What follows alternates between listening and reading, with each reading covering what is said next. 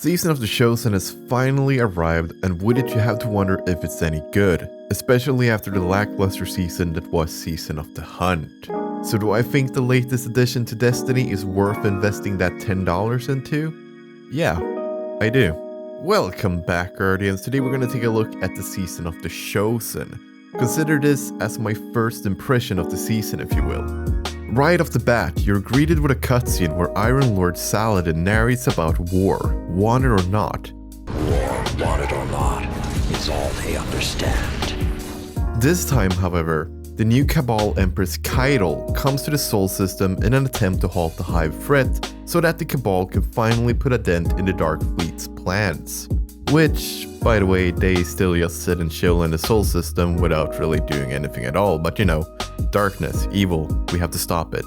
Zavala takes offense in the Empress asking us to bow under the Cabal leadership and instead opts in for the second option, to kick their collective ass and show them to what extent Guardians go for some shiny new loot. Excuse me? One fucking Guardian has been kicking your race's collective asses for 9 years. They kill gods for fun and turn them into guns for a meme. They genocide entire races for loot. They assassinated your last leader, cleaned out your daddy's ship, while he wrote fan fiction about them and promptly fucked off to let you pick up the pieces. The only reason I didn't bring them here is because they casually began wielding the darkness to clap ass in new ways.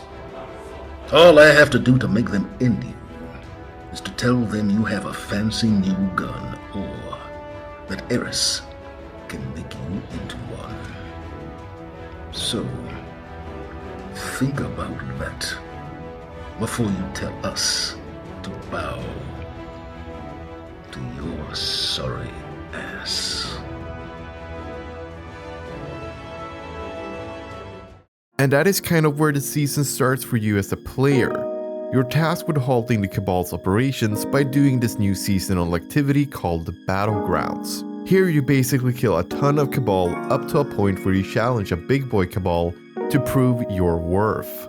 After doing so, you're presented with one of the season's core mechanics, the Hammer of Proving. This hammer allows you to smash an additional chest that is spawned at the end of the Battleground activity if you've socketed a medallion into it. The reward of this chest is some loot and what's called a hammer charge. The hammer charge itself allows you to focus umbral engrams. Yes, umbral engrams. They've made a return, and as last time, allows you to focus your drops into a more narrow loot pool for a higher chance of a decently rolled weapon of your choice. The prismatic recaster, that is, the device that allows you to do this, is located in the new seasonal hub, the Helm, which can be accessed from the tower directory.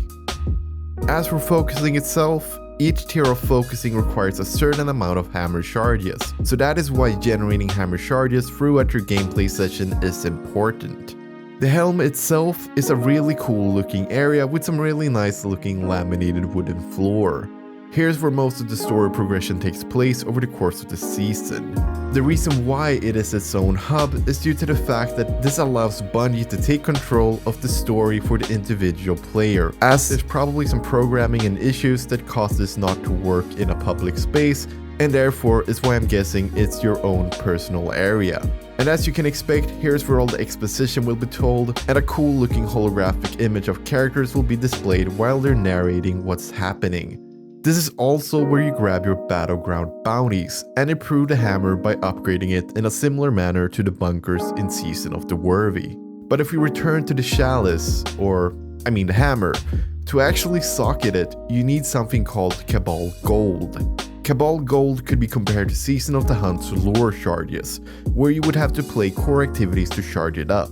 However, this time around, the gameplay loop is way more relaxing and rewarding. You can farm gold from just about any activity in the game, including raids and dungeons, and the amount of gold you get per activity is roughly 14, which is the exact amount of gold you need to charge the hammer with its most basic medallion.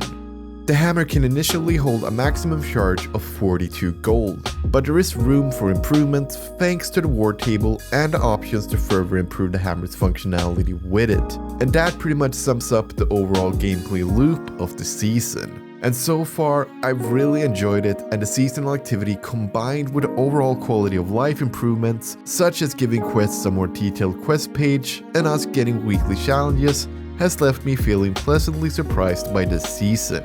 If this is how future seasons will be represented, then I can gladly say that I'm happy with the season pass and my investment in it. Now it's just a question of if Bungie can manage to maintain the momentum of this season as it unfolds over the following months. As for the returning strike from Destiny 1, that is the Devil's Lair, I can do nothing but praise how fun and exciting it is. The fact that Bungie went and turned the enemy density up to 11 just makes this strike so much fun, and it is by far the most fun I've had in a strike in a long time.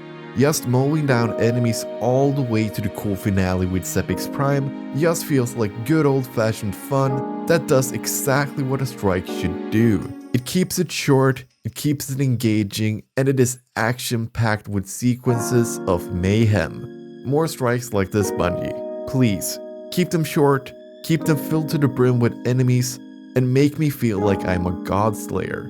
Thank you. But alas, there's also some issues I have with Bungie at the moment as well. Because yesterday the TWAB got released, and in it Bungie confirmed that the Cosmodrome will receive no more development time, meaning that what we have right now is what we get. Which for me leaves a sour taste in my mouth, since the rocket yard is in the strike, but will be left out from the patrol area, leaving the Cosmodrome feeling incomplete. All patrol areas currently in the game, excluding Cosmodrome, are designed as a loop, meaning you can go through the entire thing and make your way back to the start without really having to think about it. With the Cosmodrome, however, it's a one-way ride with a dead end. And if this is what Bungie considers updating areas to the Destiny 2 ecosystem, I don't know if I want that. There's also the lore issue with the Devil's Lair, where we fight the House of Dusk Fallen, but Ghost and Zavala talk like it's the devils doing bad things like back in Destiny 1. But if we go back to the Cosmodrome, if this is what the DCV is capable of, then it might as well just be the Destiny content graveyard instead. They have, however, proven that they can bring out old areas back into the game, as with the launch of the Moon. But for the Cosmodrome, it feels like they just quit mid-development because they lost interest in it. So there you have it, my first impressions of the season. What do you think of the season so far, Guardians? Let me know in the comments down below. And as always, I want to thank you so much for watching the video and remind you to like and subscribe if you enjoyed the content and would like to stay updated on more Destiny 2 uploads. Finally, as always, I want to wish you the very best of your day, and I will see you next time. This is TCSpectre, signing off.